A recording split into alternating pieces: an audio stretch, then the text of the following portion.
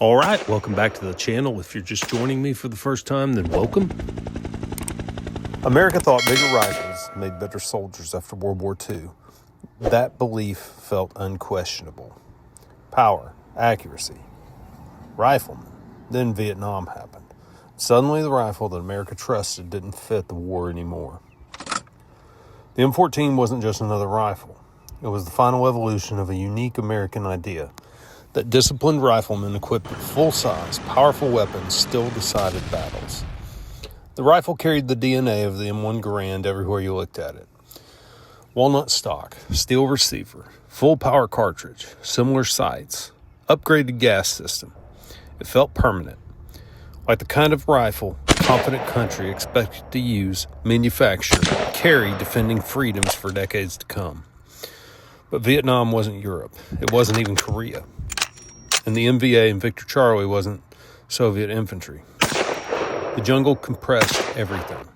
Visibility disappeared, engagement distances shrunk, troops moved through heat, mud, and thick vegetation, carrying ammo, grenades, water, and radios for hours. And the M14 started feeling heavy. Not weak, not inaccurate. Heavy. Like a rifle built for someplace else. The problem wasn't just the rifle. It was what America believed war was supposed to be. Military doctrine from the Pentagon still imagined opposing infantry forces fighting deliberate engagements at distances. Vietnam didn't care about doctrine from a cubicle halfway around the world. It rewarded speed, volume of fire, mobility, adaptation.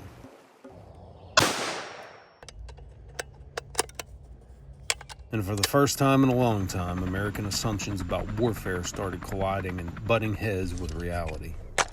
Maybe that's why people still argue about the M14 today. Because replacing it felt a lot bigger and hurtful than simply replacing a weapon.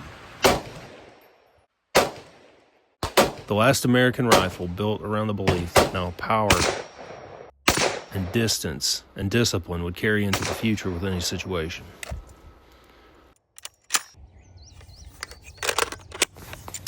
To many Americans, the rifle represented competence, confidence, tradition. The idea that skilled, trained men carrying a powerful steel and wooden rifle could still win wars. During Vietnam, that certainty slipped away. The M14 may have not been good for Vietnam. Even many veterans who loved the rifle admitted it had some exposed limitations. But replacing it felt like losing something. Not because the rifle was perfect, but because of what it represented. The end of American tradition, identity everyone knew. One built around power, patience, and the rifle. America never really returned to rifles like this. The M14 became a decision point. A rifle caught between two eras of warfare. And maybe two different versions of America. Even now, decades later, people still argue about whether replacing it was a mistake.